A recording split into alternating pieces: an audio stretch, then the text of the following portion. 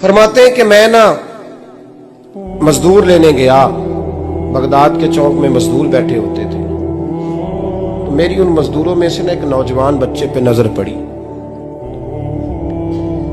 बड़ा कमजोर सा वजूद था, लेकिन चेहरे पर इबादत का निशान था। माथा बताता था कि नमाज का बड़ा ख्याल रखता है। मैं उसके करीब गया। चेहरे भी बड़ा कुछ बताते हैं ना, चेहरों में भी बड़ी रानाई होती है। फरमाते हैं मैं करीब गया, मैंने उसको कहा बेटे मजदूरी करोगे? तो कहने लगा मजदूरों में बैठा हूं तो हुजूर मजदूरी के लिए ही तो बैठा हूं। तो मैंने कहा कि चलो फिर। कहने लगा नहीं मेरी कुछ शर्तें। मैंने कहा बताओ। कहने लगा पहली शर्त यह है कि लोग 4 दिनार दिहाड़ी लेते हैं, मैं 3 दिनार लूंगा। मैंने कहा यार भाई तो बड़ी बेहतरीन है, बाकी भी इस तरह की रख ले। उसने कहा हुजूर दूसरी शर्त यह है कि मैं आपकी मुकम्मल बात मानूंगा, लेकिन जब अजान हो जाएगी फिर आपकी नहीं सुनूंगा। तीसरी बात उसने ये की कि हुजूर मैं आपके घर में काम करूंगा पर आपके किसी सवाल का जवाब नहीं दूंगा। कहते मैंने कहा यार तू बड़ा अजीब है, शर्तें तो मालिकों की होती हैं।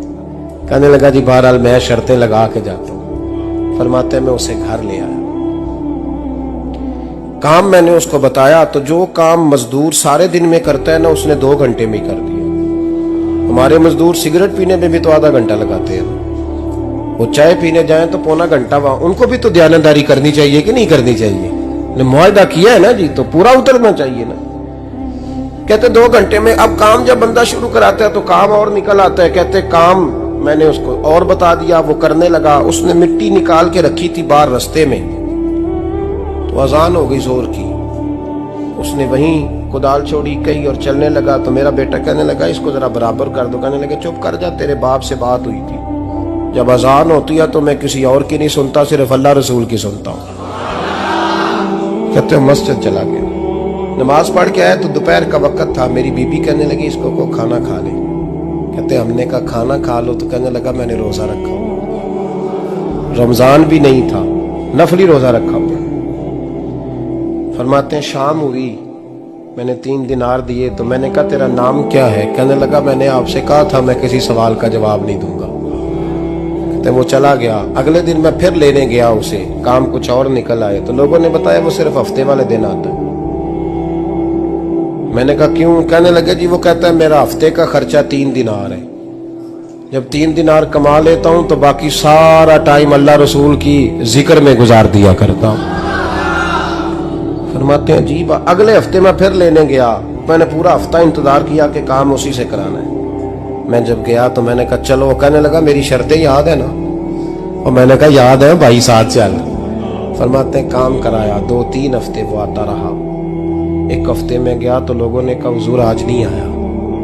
क्यों? कहने लगे बीमार हो गए। कहाँ घर है? कहने लगे बगदाद के कब्रिस्तान के पीछे जो कच्ची आबादी है उसमें रहता है। फरमाते मैं गया, दरवाजे पे दस्तक दी तो कहने लगा हुजूर आप हैं? दरवाजा खोला है, आ जाइए। फरमाते हैं मैं अंदर गया तो मैंने कहा तुम्हें कैसे पता चला मैं आया हूं? कहने लगा हुजूर अल्लाह वाले हो, आप नहीं आना था, वरना अमीर तो गरीबों का पता लेने कोई नहीं आते। कहते मैं करीब गया तो कहने लगा मैं आपका इंतजार कर रहा था, तेज बुखार है, तप रहा। जेब से कुछ पैसे निकाले, कहने लगा ये पैसे रख लें। एक अंगूठी निकाली,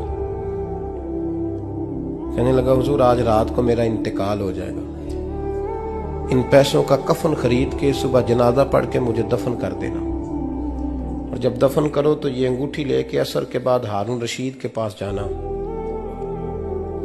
आप उसे कहना मैंने मिलना है, पर वो आपको टाइम नहीं देगा। आप उसको आवाज दीजिएगा कि तेरी एक अमानत है मेरे पास, फिर वो आपसे मिलेगा तो अंगूठी दे दे, फिर आप मेरी तरफ से फारिग हैं। हजरत फरमाने लगे तेरा नाम? और कहने लगा हुजूर वक्त थोड़ा है, आज रात मैंने जाना है, बड़ी लंबी माफी मांगनी है रब करीम से, अगर मुनासिब समझे तो मुझे अपने रब से तन्हाई कर दे। फरमाते हैं मैं आ गया, पर उसकी बातों ने मुझे सारी रात सोने नहीं दिया। फरमाते हैं सुबह बड़ी मुश्किल से सूरज निकला, मैं गया दरवाजे पे हाथ रखा तो दरवाजा खुला हुआ था। अंदर दाखिल हुआ तो खुशबुएं मेरा इस्तकबाल कर रही थी। जब चेहरे से कपड़ा हटाया तो उसका तो इंतकाल हो चुका।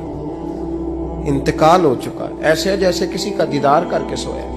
कहते मैं तो 2 आदमी ले गया था जनाजे पे, पर पता नहीं दुनिया किधर किधर से आई, कहां कहां से। अखा जदों मीटियां जमाना मैनू रोवेगा, अपना ते अपना बेगाना मैनू रोवेगा। फरमाते हैं मैं तो 2 बंदे ले गया था, पर पता नहीं मखलूक कहां कहां से आई। जनाजा पड़ा, दफन किया। हारून रशीद के पास में असर के बाद गया, मैंने बुलाना चाहा पर बादशाह था, मेरी तरफ देखा ही नहीं। मैंने उसको कहा तेरी एक अमानत मेरे पास है। फरमाते हैं वो मुझे कोने पे ले गया, क्या बात है, कमरे में बुलाया, मैंने अंगूठी दी। हारून रशीद तो चीखे मारने लगा, कहने लगा अंगूठी वाला कहाँ है? मैंने कहा वो तो इंतकाल कर गया। कहने लगा मुझे कब्र पे ले चल। कहते मैं कब्र पे लाया तो वो लेट गया, तड़प के रोने लगा।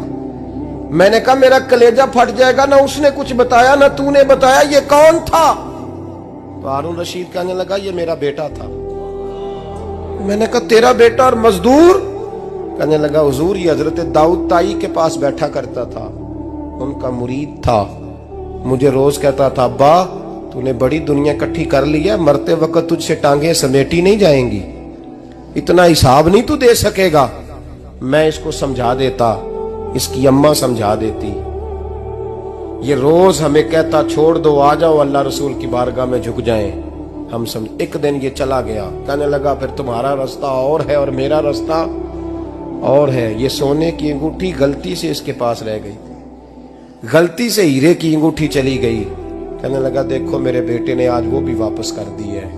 फिर तड़प के कहने लगा हारून रशीद था तो ये मेरा बेटा, पर मेरा मुर्शद निकला, मेरा पीर निकला। भाई जिंदगी तो बड़ी थोड़ी है ना।